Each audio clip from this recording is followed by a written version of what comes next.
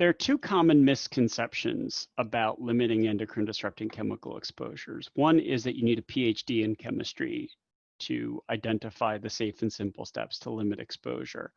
And the other is that it has to break the bank. And I hope this presentation will give you some of my own experience with communicating to patients these safe and simple steps, because they don't require a PhD in chemistry or have to break the bank. I hope after this presentation, you too will be able to communicate these steps to your patients. What little we know is that studies have documented reductions in pesticides, bisphenols, and phthalate exposures after 1 to 3 days at most through interventions that are simple, such as changing diet or avoiding the use of certain personal care products. In addition, we know that there are straightforward exposure pathways that can be mitigated, especially for flame retardants and perfluoroalkyl substances, so-called Teflon-like compounds. The first area where we have the strongest science for benefits for human health is that eating organic can reduce pesticide exposures reasonably quickly. What we know came first from an intervention done by the Environmental Protection Agency and the opportunity that that provided, because it was in the midst of a large cohort study based in New York City. That study documented high levels of the 2 pesticides that were being phased out, which were frequently detected in cord blood and associated with decreases in birth weight and length. After the phase-outs, neither the pesticides nor the association with these important predictors of cognitive potential were detected. We also know that in low and high income populations, changes in urine levels of pesticides can be achieved in 1 to 3 days' time in children who change their diet to organic food. The reality here is that conventional versus organic price differences have substantially narrowed, and that's because there's been a double-digit % annual growth gain in organic sales. It's also important to communicate to patients that not every fruit and vegetable necessarily need be organic to maximize the benefit of eating organic. The fruits and vegetables of greatest concern are those where the pesticide is sprayed directly onto something you will eventually eat, such as leafy greens and vegetables. And the Environmental Working Group has a Dirty Dozen, which is a useful guide for identifying the 12 fruits and vegetables with the highest levels of residues that ultimately people ingest, which reinforces the notion that avoiding conventional greens and vegetables is an important way to reduce exposure through diet. Also, avoiding canned and processed foods is a straightforward way, especially to limit bisphenol and phthalate exposures. What little we know is that you can actually spike your bisphenol A level in urine by eating canned food. And this was unfortunately identified in a study in the Journal of American Medical Association back in 2011. Afterwards, researchers have focused on reducing bisphenol and phthalate exposures, and they've seen substantial reductions in mean concentrations in urine within days of changing diet, 66% by bisphenol A, and even by certain phthalate metabolites such as DEHP, which is used in highly processed and packaged foods where soft plastics come in contact with the food, by 53 to 56%. Now, it's important to note that BPA doesn't discriminate by the type of can.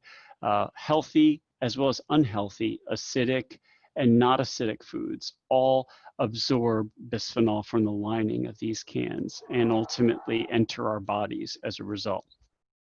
In addition, thermal paper receipts are a second important way by which bisphenols get into the body.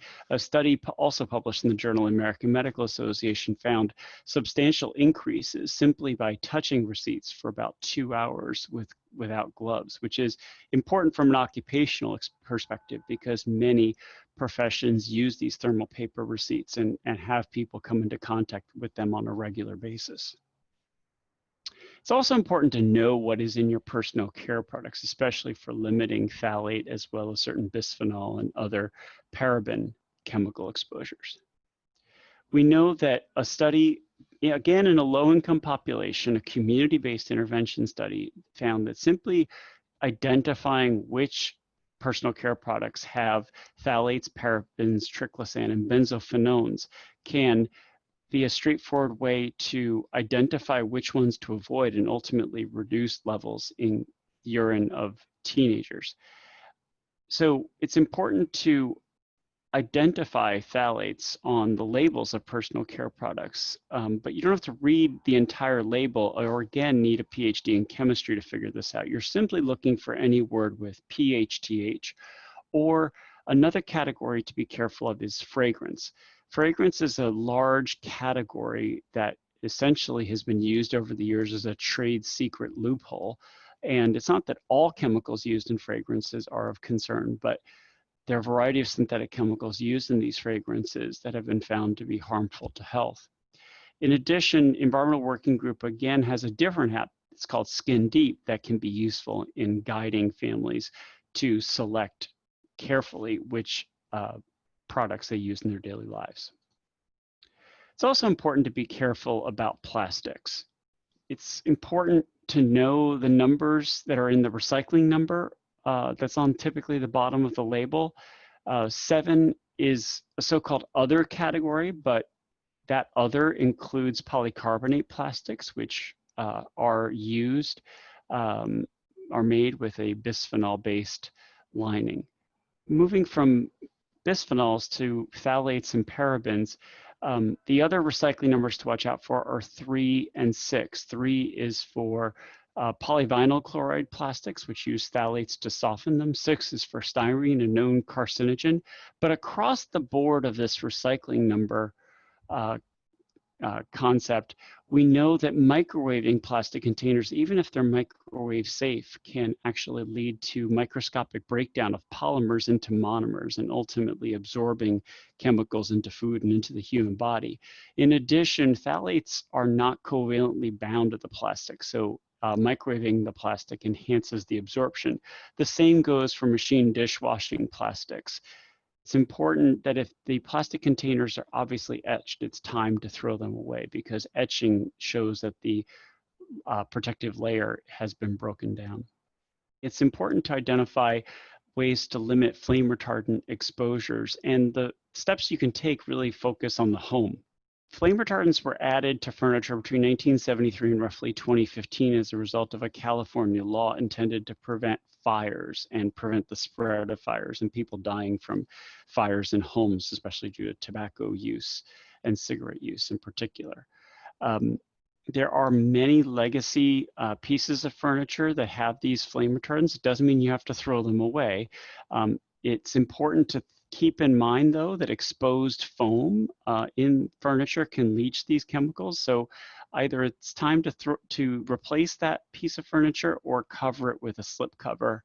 Also, recirculating the air with the outdoor air is a straightforward way to limit persistent organic pollutants such as flame retardants that can be harmful to the developing thyroid gland, as well as other synthetic chemicals commonly used in electronics, furniture, and even carpeting.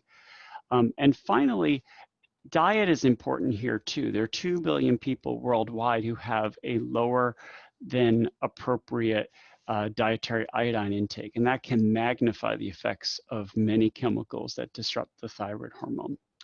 In addition, it's also useful to keep in mind that vacuuming regularly can get rid of chemical dust that accumulate in the home, as well as mopping with a wet mop. And finally, avoiding non-stick cooking pans is a straightforward way to limit perfluoroalkyl substance exposure.